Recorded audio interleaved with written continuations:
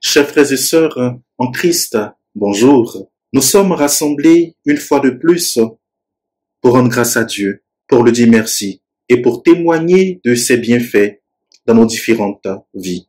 On pourrait donc affirmer, frères et sœurs, que les textes liturgiques de ce 26e dimanche du temps ordinaire de l'année C sont en quelque sorte une suite logique des textes que nous avons entendus le dimanche passé, le 25e dimanche.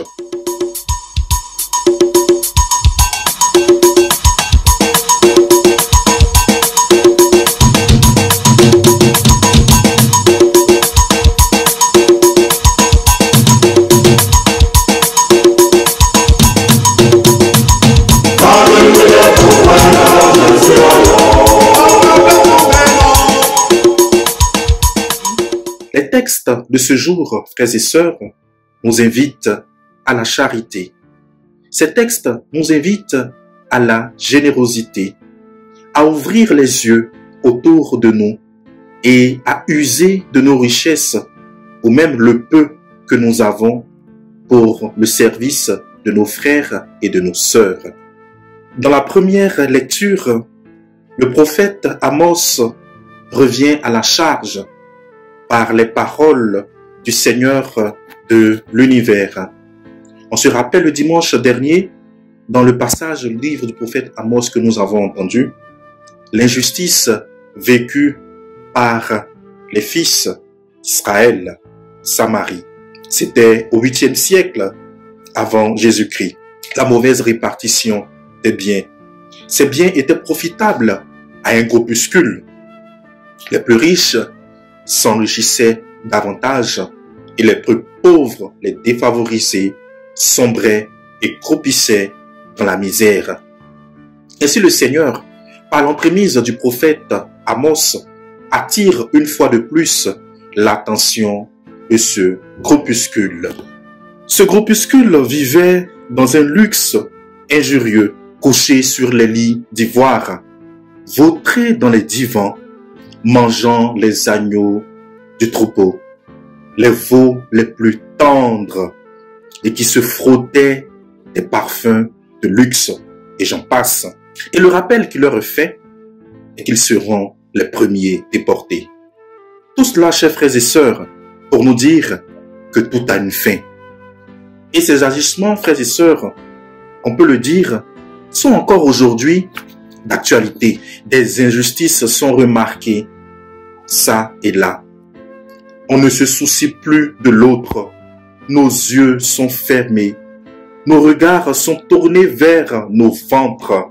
On a les yeux et les oreilles bouchées, ce qui nous empêche de voir le frère ou la sœur qui est dans le besoin et d'entendre le cri de détresse qu'il nous lance bien souvent.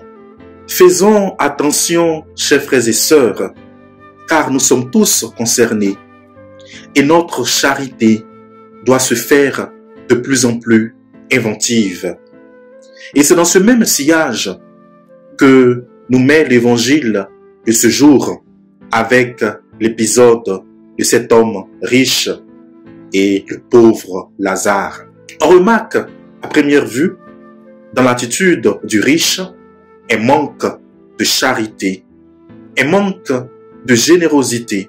On pourrait même dire une perte vertigineuse de l'humanisme et du sens de l'humanité. Cela est donc vrai, chers frères et sœurs, car dans ce passage qui est surtout plein d'enseignements, on se rend compte que le pauvre Lazare se trouvait même à côté, à la porte, devant le portail de ce riche, de cet homme riche. Le pauvre Lazare, ce pauvre, était couvert d'ulcères. Mais tout cela ne disait rien à l'homme riche. Ce passage, chers frères et sœurs, doit nous interpeller tous et doit nous amener à nous poser des questions existentielles assez fondamentales. Comment est-ce que je me comporte face au frère ou à la sœur qui est dans le besoin? Comment je manifeste mon élan de charité, mon élan de générosité? Sachons, chers frères et sœurs, comme nous le stipule le psalmiste, qu'aussi cher que l'homme puisse payer, toute vie doit finir. Et puisque nous sommes encore en pèlerinage sur cette terre des hommes, puisque nous avons encore le souffle de vie, il est important pour nous d'emprunter la voie de la conversion. Il est important pour nous d'ouvrir grandement les yeux, d'ouvrir grandement les oreilles autour de nous et de rechercher la charité, comme nous l'invite Saint Paul dans la deuxième lecture de ce jour. Aiguisons donc en nous le sens de la charité, l'amour véritable, la générosité, la compassion, pour qu'au dernier jour, nous puissions contempler dans la joie la face du Seigneur notre Dieu qui nous dira: viens, toi le béni de mon Père, car j'avais faim et tu m'as donné à manger. J'avais soif et tu m'as donné à boire. J'étais un étranger et tu m'as accueilli. J'étais nu et tu m'as habillé. Que le Seigneur nous aide en ce sens. Bon dimanche à tous et à toutes et que le Seigneur nous bénisse. Amen.